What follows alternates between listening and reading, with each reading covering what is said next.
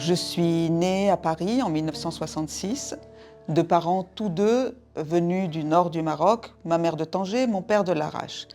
Et donc l'espagnol, nous on disait pas Haggatia, on disait espagnol. L'espagnol des Juifs du nord du Maroc, c'était ma langue maternelle.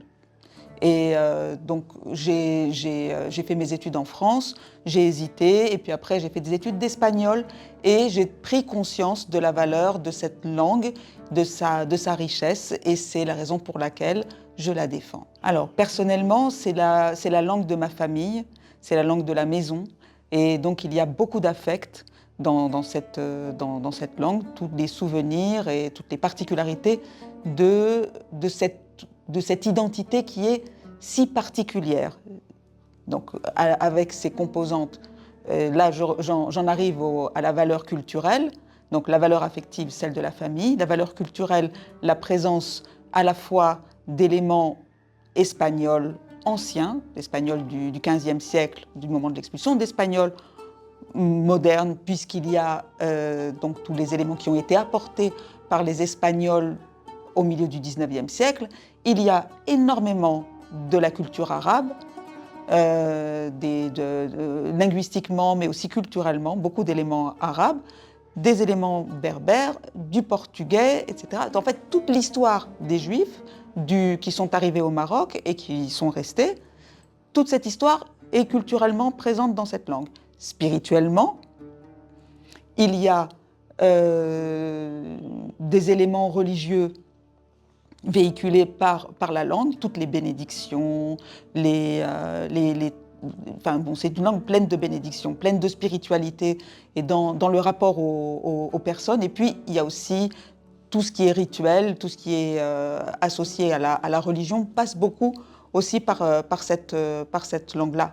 Pour moi, ses origines c'est une langue judéo-espagnole, c'est la langue judéo-espagnole du Maroc. Au moment de l'expulsion des Juifs d'Espagne en 1492, certains sont partis vers l'Est, vers l'Empire ottoman, dans la Méditerranée. D'autres sont partis plutôt vers le Sud ou vers l'Est et sont passés, certains par le Portugal ou par le Sud, et sont arrivés donc par l'Atlantique, soit dans le nord vers les Pays-Bas ou l'Angleterre ou vers le Nouveau Monde. D'autres sont arrivés au Maroc et ont conservé cette langue ancienne, avec ce que je vous disais, donc des éléments de cette langue ancienne, plus ça s'est enrichi ça s'est réenrichi d'arabe, parce que la langue espagnole est pleine de mots d'arabe. Donc on a un va-et-vient très andalou, très local, vous voyez. Et tous les éléments sont locaux. Donc de l'espagnol d'Espagne, de l'arabe, des langues, des éléments berbères, du portugais et même quelques mots d'anglais. Alors, je vais commencer plutôt par ce qu'il y a de commun. C'est un socle commun, c'est-à-dire l'espagnol du XVe siècle, du départ d'Espagne. Ça, c'est commun. Il y a aussi l'élément hébraïque qui est très important, donc qui est à la fois dans la liturgie, par exemple, comme n'importe quel juif, on va dire Shabbat, Pesach, etc., tous ces éléments. Mais en plus, dans la langue parlée, il va y avoir des éléments d'hébreu, dans les deux cas.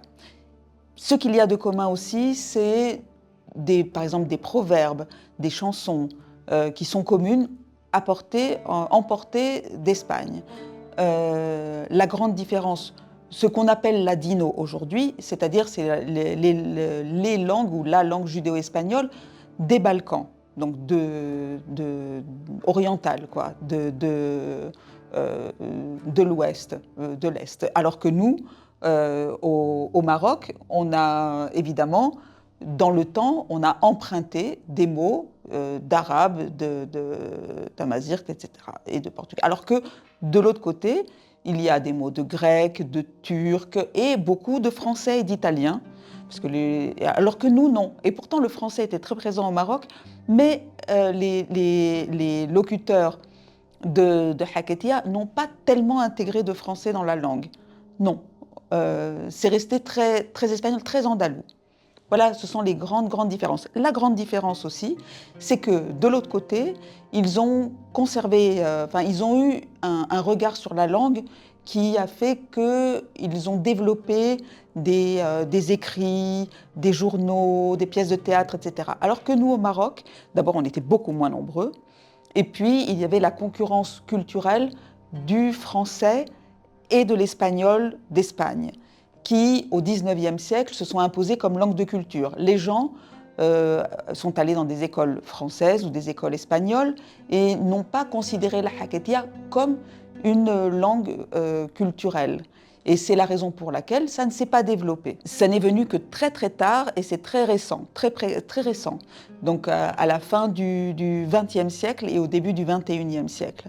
Il y a eu un sursaut comme ça parce que la langue a été déconsidérée par les locuteurs, qui se sont dit qu'ils parlaient mal, qu'ils parlaient un espagnol déformé. La concurrence des langues qui avaient une grande puissance culturelle, mais ça c'est aussi comment dire, c'est la culture coloniale.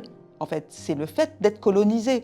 Avec l'histoire très très particulière du Maroc et le Tanger international, parce que à partir de la fin du XVIIIe siècle, la plupart des Juifs locuteurs de Haketia, alors les Juifs qui parlaient la Haketia étaient localisés dans certaines villes. Ils sont d'abord du Maroc, quand ils sont arrivés au Maroc, ils sont arrivés à Fès, ensuite ils sont montés pour des raisons, ils sont restés entre eux. Ils sont arrivés d'abord à Fès et puis après il y avait des différences parce qu'ils étaient très habitués à la culture espagnole. Par exemple, dans la relation aux femmes. Donc il n'y avait pas la possibilité de la polygamie, etc. Donc il y avait ce qu'on appelle la ketouba, le contrat de mariage, un contrat de mariage qui respectait plus les femmes. Donc il y a eu une forte endogamie. Les gens ont continué à se marier entre eux et puis ils se sont regroupés dans des villes du Nord, certaines villes. Donc d'abord Tétouan et puis Larache, Arzila, Chaouen, Tanger bien sûr. Et donc le grand pôle, j'espère que Al-Kassar Kibir bien sûr. Donc le grand pôle était d'abord Tétouan. Et puis pour des raisons à la fois de politique, sanitaire, il y a eu des moments très difficiles à Tétouan. Les gens se sont déplacés à Tanger à partir de la fin du XVIIIe siècle. Et ensuite, il y a eu le XIXe, avec un moment, avec l'arrivée aussi de la colonisation. Et puis le XXe siècle, qui a été un moment très faste, mais en même temps avec beaucoup de dangers. Et à la fin, au milieu du XXe siècle, les gens sont partis. À Ceuta et Melilla aussi, les gens parlaient Haketia, mais avec une beaucoup plus forte présence de l'espagnol et avec un accent très andalou, très particulier. Chaque ville a une façon de parler un peu différente.